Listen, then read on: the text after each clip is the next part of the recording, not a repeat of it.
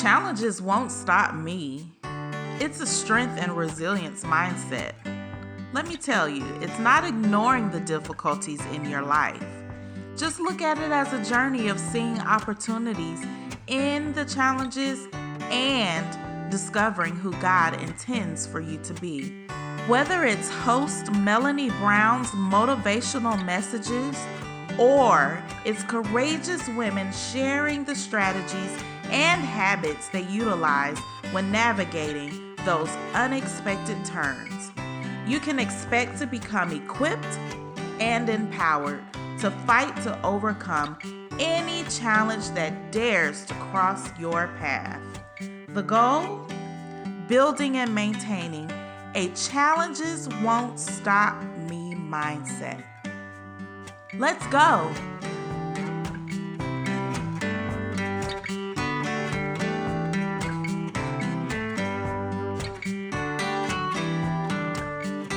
Thanks for joining me for today's interview with author, speaker, podcaster, and personal trainer for your mind, Mimika Cooney. The topic of surrender is, well, a challenging one. Surrendering or yielding to the power of another when it's your own free will is quite different than being forced to yield to the power of another. Mimika shares about the freedom we can find when we surrender our will to Jesus. Be assured that Jesus is a gentleman and he's never going to force you to surrender. I'm excited for you to hear Mimika describe how surrendering to Jesus leads to our transformation. Our world benefits when we do the hard work of personal growth. Be sure to write down how to be entered into Mimika's drawing, which is kicking off the release of her new book titled Unlock the Mind of a Champion. Please join me for my conversation with Mimika Cooney.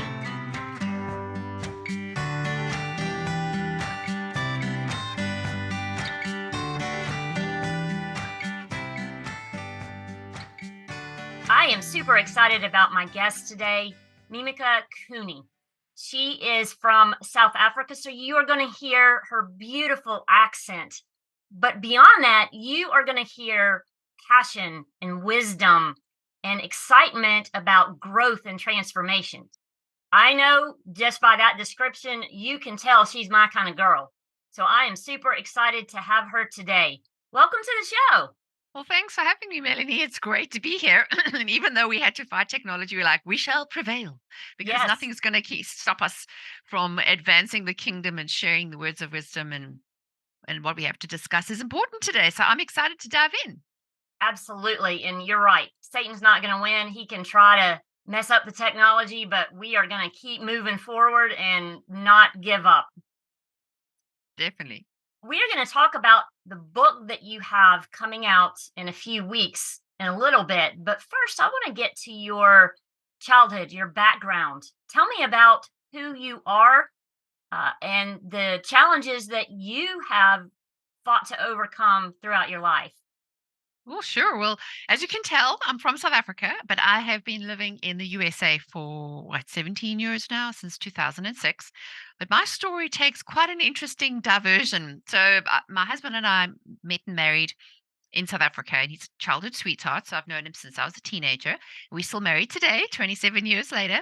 That We is have three. wonderful. Yes, thank you. I Congratulations. know. And I still like him. I think I'll keep him. He's cute. And we have three kids, two of which are young adults who have left home, and I have a 13-year-old daughter at home. I always say that my husband and I, since the day we met, have always been freedom fighters. Freedom of time, freedom of finances, freedom of free from political stuff, free to live where we want to be and where we want to do. But you have to fight for freedom. Freedom comes at a cost, and sometimes there's a lot of sacrifice, and especially when you want to do it God's way, because God's way is different to the world's way. I mean, the world's way is easy. Just go to school, get good grades, go to college, get a job, get paid lots of money, and spend on frivolous things like houses and cars and vacations. Now, those things are fine, but when we partner with God, he asks us of something different. Freedom looks a little different in God's kingdom. Freedom is being able to live and make the decisions according to the way you want to, and love this part, being seated in heavenly places, because it took me a hot minute to realize through my struggles, and that's where I'm at. So really the whole idea of what we're going to talk about is to really remind everybody that we are seated in heavenly places. We have a divine agenda and a divine identity. But my story is an example of how I lost the plot. So really summing it up, my husband and I met and married in South Africa. We started a business. Now I grew up during apartheid. So we Mhm. were just exposed to poverty, political unrest. Everyone's walking around with a gun, the sense of fear, like what's our future going to be like? And we felt like financial prisoners because South Africa's political scene was just very volatile. So being entrepreneurs, we're like, well, we want to have freedom financially as well as a future for our kids, because at that stage in the late 90s, it was just really uncertain. I mean, I actually didn't even go to college because of the year of I was meant to go to college was when all this stuff hit. And, it was just really, it was a sense of despair almost. Like we almost like, where are we going? And the feeling like the rug was pulled out of under me, that the thoughts of what I wanted to do with my future were just no longer mine. Like the choice wasn't available anymore. But, in South Africa, we have a saying, a boer maak 'n plan, which means a farmer makes a plan because stuff happens. So how do we pivot and adjust? I So like those words. Pivot and yes, adjust. pivot and adjust is important because you can't sit in the corner. Like my mom always used to say, you can either sit in the corner and cry, or you can pull up your socks and get to work and do something. And that's what us South Africans are, really, that resiliency and grit. We've told there's someone worse off than you, so you better just, be grateful and get moving. So I'm always a get up and go girl. I'm sure you can tell. I And love the pull up your socks. Like that's like like a a British random saying, thing. like pull up your boots, pull yourself up together, like, get yourself together, girl, is what I say to myself when I'm having a pity party. I love But it. when we decided we want to leave South Africa, we were on the cusp of the internet that exploded like 95, 96. I know I'm dating myself here. And That's then all we right. realized that in order for us to have the freedom we wanted, we had to get out of South Africa. So we left and moved to England in 2000. We had our first child in South Africa, and we left. I was 6 months pregnant with my second. Started a business, new country, all in the space of 6 months. Not advisable, super stressful.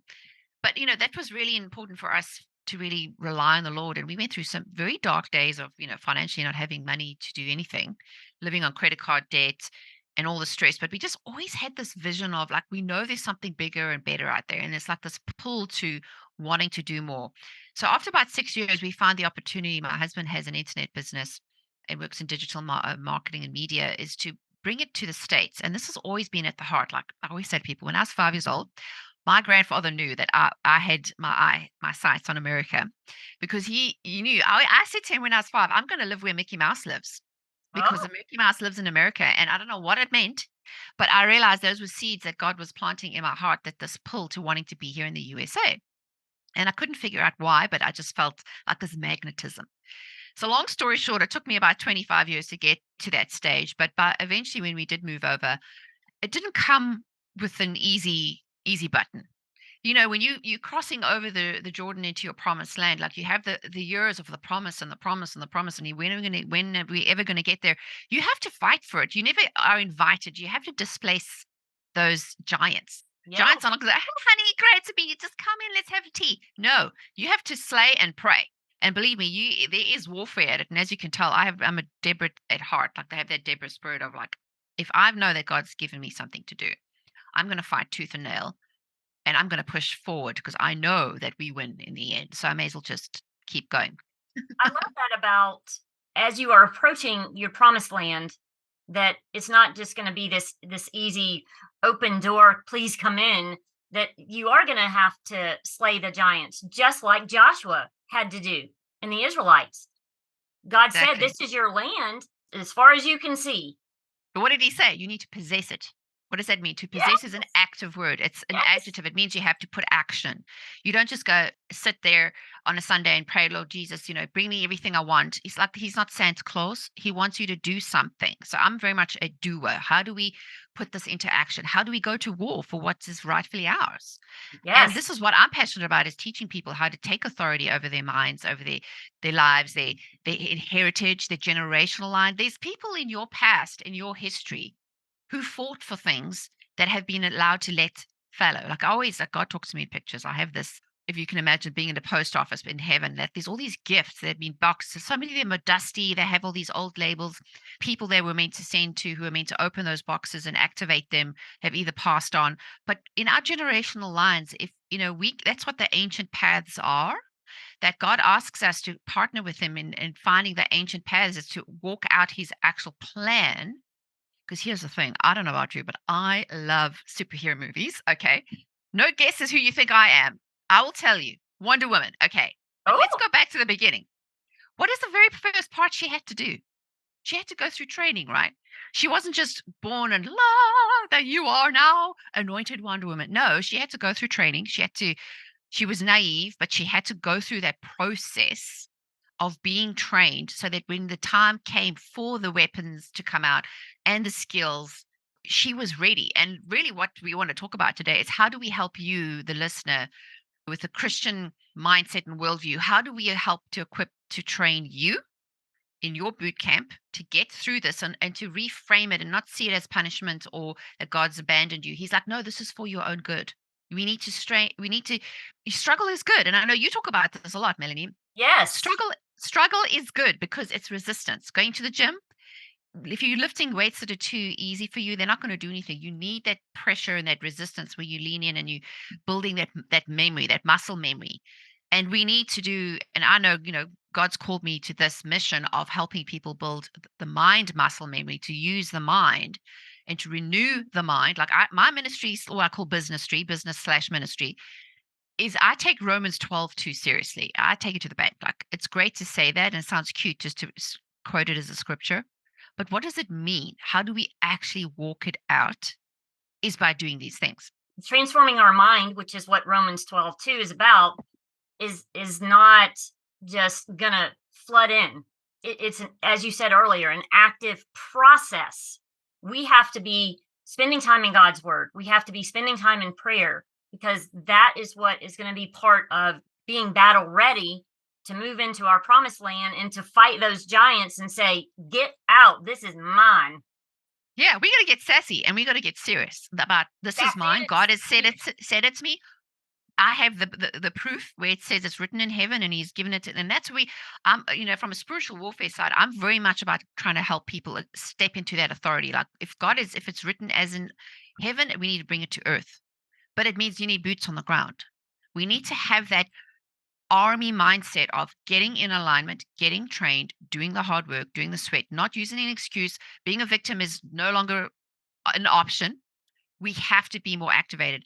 So, but it does come at a cost. And the thing is, but it's a good cost. And going back to my story, so when we were in England and we moved over to America, again, we've had to fight for everything because you're not just given everything on a platter. Like it took 7 years for us to go from visa, and we went through this immigration process 4 or 5 times we had to go through. And I'll tell you, I have this post on my Instagram where I share about it. I actually my hair was falling out. I was so stressed. But what Wow. I'd realized is the fight was worth it. But we keep getting tested. So even fast forward a few years, we're here in the USA, and the enemy always likes to attack you where you are the weakest or where it hurts your heart, especially as women. He goes for the heart. Who's my heart? Is my children. In around about 2015, I was on this, like I come from a entrepreneurial background. Both, my husband and I've run 4 businesses. I was a professional photographer and I come from a marketing background. That's what I was trained in, digital marketing. We worked together in that. So for me, I was always doing, constantly pushing. And I have a very high pain threshold. I'll push myself until I fall apart to my own detriment. And through this process of immigrating twice and having a third baby and always pushing and always thinking I just had to do, eventually I didn't see the signs. I was going down the highway at 100 miles an hour, ignoring the slow down, time for a rest, thinking, I'm Wonder Woman, I can do everything until it ain't so wonderful. And then I realized it hit me like a ton of bricks, where around about the beginning of 2016, within a 6-week period, I had a business launch that didn't go well. So I was in debt. My son was in a mental health crisis where I had to intervene. It was, some serious steps that needed to be taken. And then my mother-in-law passed away from cancer. Now, she was a strong woman of faith, and I knew her since as I was a teenager, and I had a good relationship with her. And she taught me a lot about the Lord and healing and, prayer and all these things. She was like my spiritual warfare mother. But to me, it was like it rocked my world. I was like, God, you brought me here. We've been through all of this. why are you letting this happen? Like, I thought I'm on the mission for you. Like, what is going on? And he's like, you need to take care of you. Like, I need you to last. The rate you're going, you're going to I hurt can't help yourself. And anybody. it's not going to help yourself, right? You're running out of oxygen and you can't help anyone if you're passed out. And I think, God is a gentleman that he invites us to these opportunities to reset, to reboot, to rest. I don't know, as a go-getter, resting is really hard. But he Yes, doesn't force it us, is. and he gives us the invitation. And eventually he's like, okay, if you want to do it your way, I'm going to sit and wait until you wear yourself out. When you're ready, I'm here. I'm always here. But if you want to go on a little rant, be my guest. And he sits there waiting patiently until we do fall apart. And then we're like, God, help me, help me, help me. Throw out an SOS. He's like, oh, are you ready now for my help? And I'm like, yes. But here's the key. That is the best place to be, is when you completely surrendered, your arms are up and you're like, I can't do this anymore. That was what God was showing me, is that he had to break me. We don't like being broken. If you think about it, we are like wild horses. And we are always, being wild seems fun, but there's no structure to it. And if we want to be trained, what do we do as a horse trainers? You have to break the horse in order for it to comply. And we don't like this process because, yes, being free and having freedom is good, but freedom comes with responsibility. And a lot of us don't want to do what's responsible in order to gain the freedom.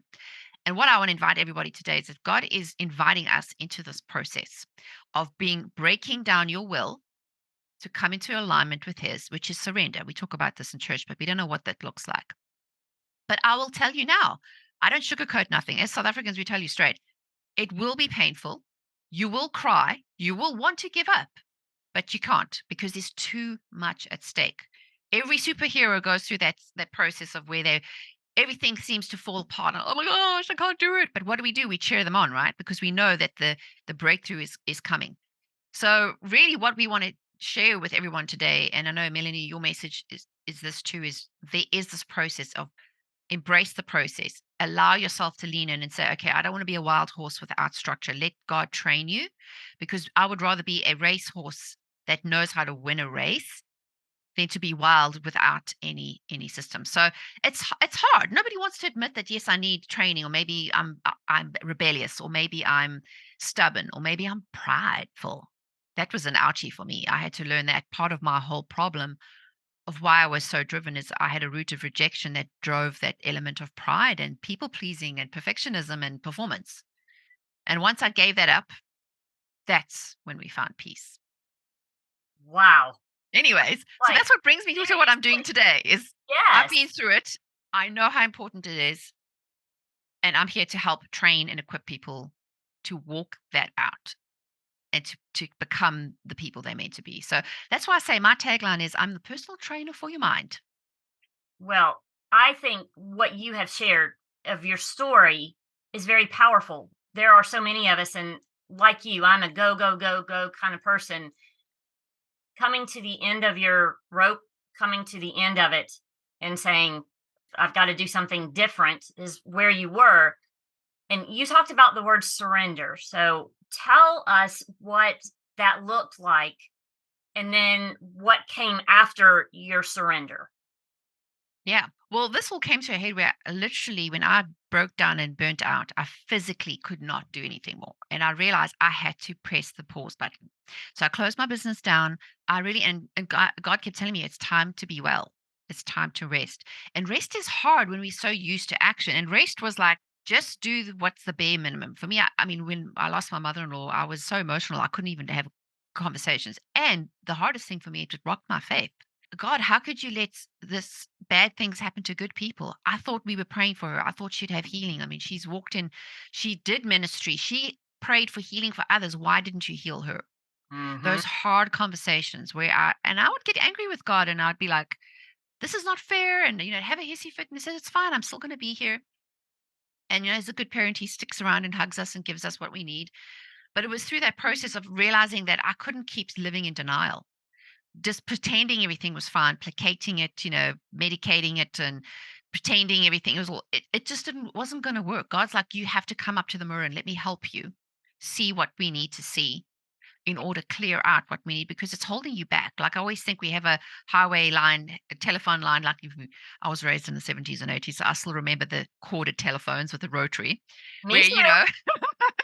You have to have a clean line. Like now everything's, digital, but we still need to have a clean line to heaven. And our telephone line is clogged with rejection, with anxieties, with our past hurt, our skewed view of the world, our values and belief system that was instilled in us as kids. Some good, some not good, not so good.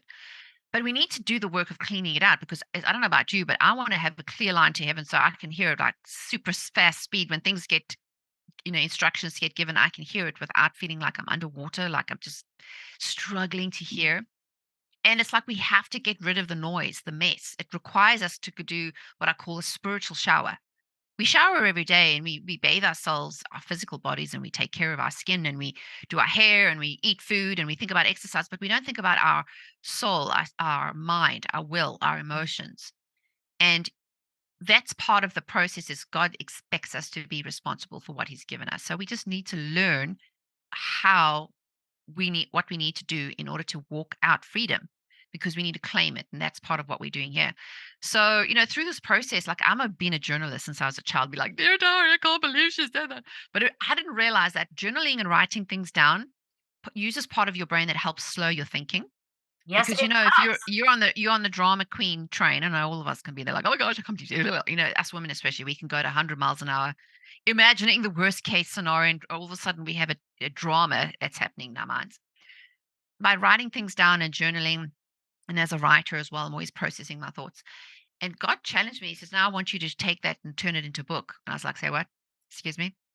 I don't want to share my junk in the trunk. I don't want people to know what I've been struggling with." He says, "You need to. Your testimony is powerful."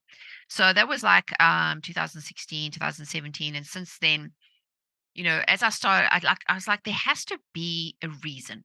Like I'm a strategist at heart. I'm always thinking of like there's steps and there's a system and there's like something's broke. We need to fix it. I keep repeating myself. I keep repeating patterns and behaviors. I'm like, why do I keep thinking that way? So as I started to analyze it and God started to reveal these things and we started to clean out and do the inner healing, he realized that my mind was a hot mess.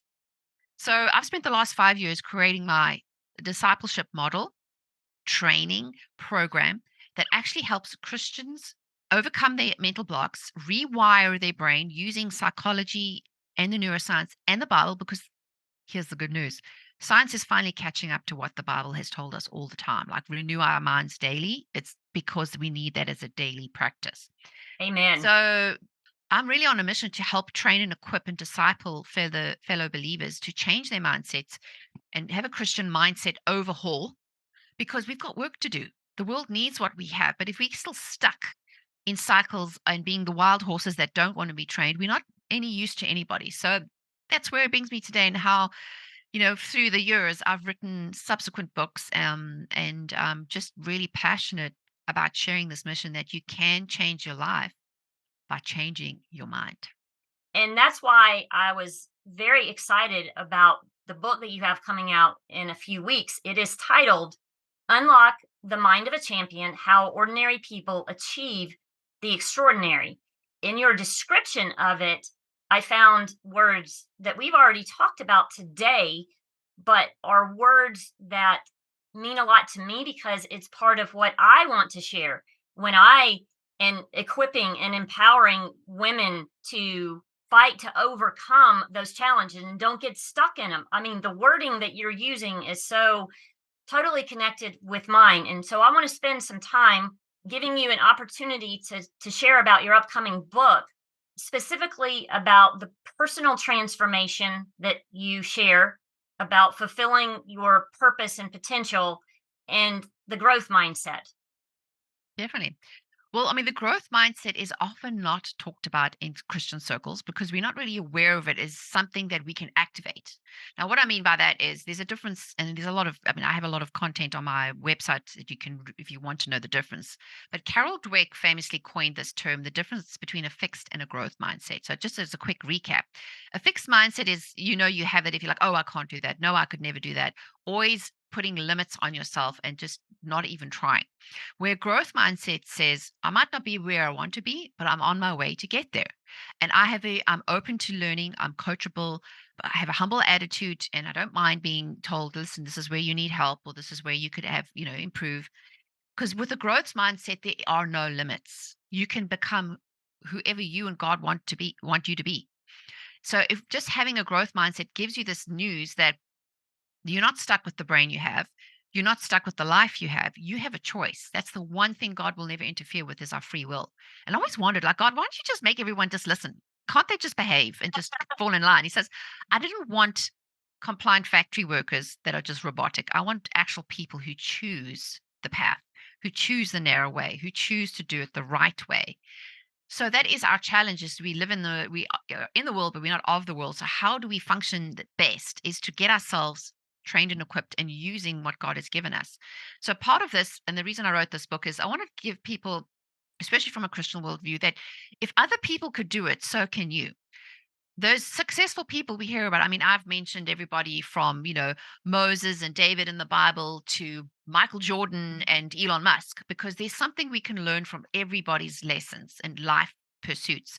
There's elements, and the 21 keys include everything from perseverance, patience, process, planting. And I go through and I use every person's history and story to illustrate this. But what does it mean for you is that you can activate these keys. You can unlock your own destiny by applying these principles, because they're free for everybody. Everybody is open. The people we hear that are successful in life are just the ones who say, I'm going to do it. I'm going to do the work. I'm going to do what's required. So if mindset is one of these things that you're like, I have never heard about it, I don't even know what it's about, go and grab the book, Unlock the Mind of a Champion. That's an easy read. You can read it in less than an hour. And I've written it in a devotional style. So it's like you can read one key a day, and I have prompts and keys, reflection exercises to help you think about it. Best place to find me is at mimikacooney.com, and I'll spell that MIMIKACOONEY.com. And I have a bunch of mindset tools, articles, and books that they can read and connect with for more on this topic. You have a podcast on YouTube. There are hundreds of episodes. So it's just like this treasure trove of all of this great content. I'm excited about exploring that as well. Definitely. Well, I would encourage those who want to, and I've designed it specifically so you can easily consume these, about 10 minutes an episode. On YouTube, we take a concept and we talk about it. But yeah, I mean, this is the thing, is it's just to warm yourself up and to hear more of these insights and tools. And whether you need to listen to the show or read a book, or the good news is you can change your life by changing your mind and being open and having this transformative viewpoint. But I think you would agree, Melanie, that just having that attitude, you know what, we're going to do the work. Let's put in the work, the effort, but let's prepare ourselves that we know that it's not going to come easy. We know we need to take action. Like going back to what we said at the beginning, is we need to be willing to put boots on the ground, to do the work, go through the training, and partner with God and allow him to really use us the only way he can. And that is when we have conceded our will to his. When we go from wild horses to racing horses, we definitely will find we will win the race, and win the race God is destined for us if we're just willing to do the work. So I'm excited about that. When it happens is really not our business. That's God's. Our job is just to put one foot in front of the other. And I always love this concept of having elastic time. And God showed me this. He says, sometimes you need to pray for elastic time. Sometimes you need time to stretch, to give you more time to accomplish things, because when you walk under God's grace, it's amazing how much you can do. And sometimes you need you need that elastic time to pull things closer to you, because some things, there's always going to be resistance, right? But it's like an elastic band. If you just think of a concept of an elastic band, when you first get an elastic band, it has a shape, but as you start to pull on it and stretch it, it never regains its original shape, but its capacity expands. So just allow God to stretch you, be the elastic band, but go with the process. Allow him to expand you to places that you haven't even thought. And this also summarizes the fact is that the way God's doing things now in this new season is different to the way he's done in the past. So I say, expect Jesus to come and turn over tables in the church, in business, in schools, in all 7 mountains of the society. He is going to flip things over. So if we can just put our preconceived ideas aside and sit at his feet and say, okay, God, what are we doing today? What's on your plan? Oh, this is going to be fun. How can I partner with you today? So no longer selfish prayers, God, help me, help me, help me. Well, that's fine when you need it. But instead of giving him a shopping list of what you want, I always say, okay, God, what do you want me to do today? And just do one thing. So I just want to encourage all the listeners This is your invitation to lean into what God is saying. It's to partner with where He's going, be willing and open-minded, and have a growth mindset to be stretched outside of your comfort zone, but be open to doing things differently. Maybe He's challenging you to do something you haven't done. And even if it seems hard, it's okay. It's going to be worth the effort. Absolutely. So before we wrap up in just a moment, we had talked about a giveaway for your new book.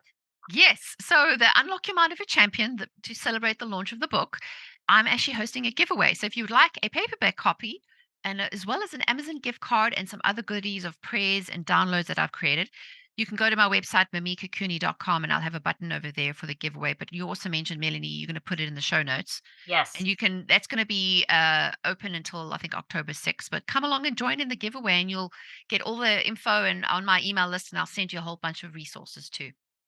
Well, it has been fabulous, Mimika. I have enjoyed my time, especially talking to someone who has this same kind of passions about growth and mindset and transformation and living out what God has called us to. I absolutely have loved this conversation. So thanks for being with us today. Well, thanks for the invitation. It's been super fun, and I hope your audience finds it encouraging. Thanks for the opportunity.